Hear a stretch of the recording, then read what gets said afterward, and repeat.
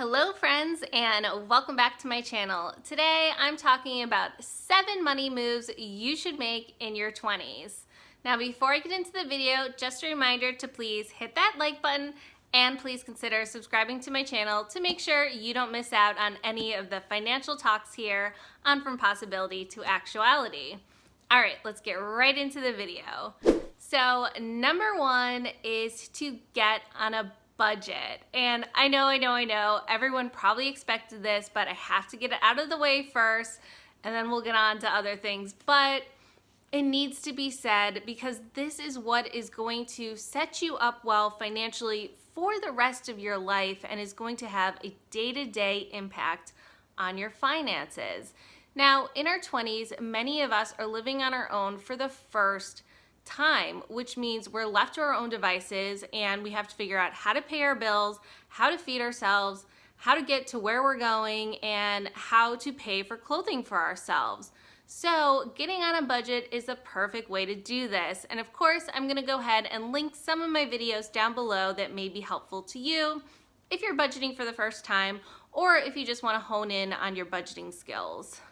Number 2 is to learn how to use credit cards responsibly. And the reason to do this is to start establishing good credit. Now, I know some people are not going to agree with me on this one, and I know some people are chasing the 0 credit score. I personally don't believe in that. I personally think it just makes life unnecessarily harder, to be honest.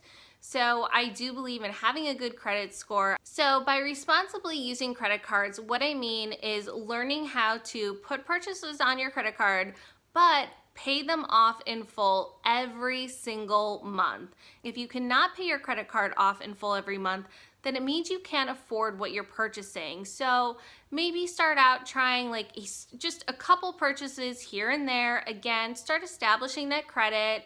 And then once you're more comfortable, you can put bigger purchases on so long as you can pay your credit card off in full every month.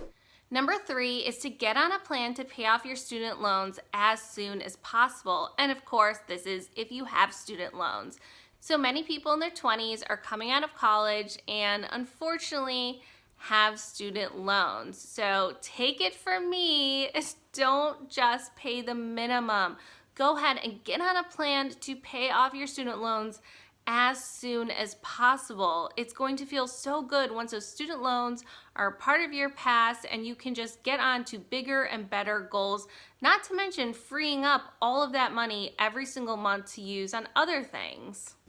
Number 4, take advantage of your work's 401k plan. Y'all, a lot of times they give free money with these 401k plans. If your company has a match, I highly recommend, if possible, to at least contribute up to the company match. Meaning, if your company says they will match up to 5% of whatever you put into your 401k every month or however they do it, then try to at least put in 5% to your 401k or to contribute that much each month so you can get that free money. Not all companies do this, so when you work for a company that does this, you want to take advantage of it. One other thing I would like to recommend is that anytime you get a raise, to automatically increase your 401k by just 1%. And so then every time you get a raise, you're automatically increasing your 401k and you're not going to really feel anything missing from your paycheck because you got a raise. Number 5, get renter's insurance. This is so important and it's something that's so overlooked. I probably didn't have this till, I don't know, maybe my mid to late 20s, which is just insane to me. I am happy to see that a lot of places are requiring people to have renter's insurance before they can rent, which I think is absolutely wonderful because it is so inexpensive. I was living in New York City and I had a 1-bedroom apartment and my renter's insurance was, it was a long time ago, but I know it was between $125 and $150 a year. $125 a year on renter's insurance. There is no excuse. If your apartment catches on fire, guess who's reliable for everything inside of it? You are. Your apartment building is not going to pay for it. And if someone vandalizes or breaks into your apartment, you're responsible for anything going missing.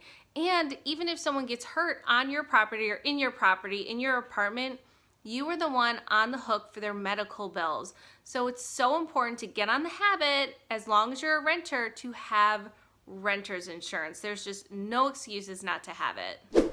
So number 6 on the list is to create an emergency fund. And I think this is so huge to start this habit as early as possible. So when you're in your 20s, get in the habit of putting aside a little bit from every single paycheck into a savings account every month, so you have an emergency fund, a rainy day fund, whatever you want to call it. And I think it's especially important because in your 20s, a lot of people aren't married, they're, very independent, and then if they lose a job, then they're the ones stuck with all the bills. And so you need to have an emergency fund if, God forbid, you lose your job or something happens where you don't have income coming in anymore.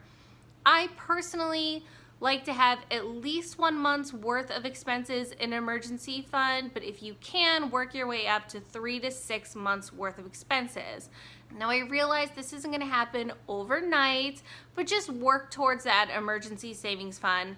And this is another video I'll go ahead and link below on ways that you can make money for an emergency fund. Number 7 is to enjoy your 20s. It's your 20s. They're some of the best years of your life. Okay, I'm only in my 30s, so I don't have that much to go off of, but my 20s were just a magical, awesome time. But it's so much better to do it when you're financially responsible. So it's just all about balance. You can do all the things or most of the things so long as you have balance and you have goals and you know where you stand. Just because you live life on a budget or more frugally, it does not mean you cannot enjoy life. I promise you, I'm now in my 30s, but I am on a budget. I have been for years, and I am enjoying life way more than I ever was when I was broke in my 20s, and that's just because I didn't have any of these tools before. So kudos to you, first of all, for clicking on this video and trying to get your finances in better order, because that's freaking awesome. You get a round of applause from me. But I want you to enjoy your 20s and just understand that everything will come in due time.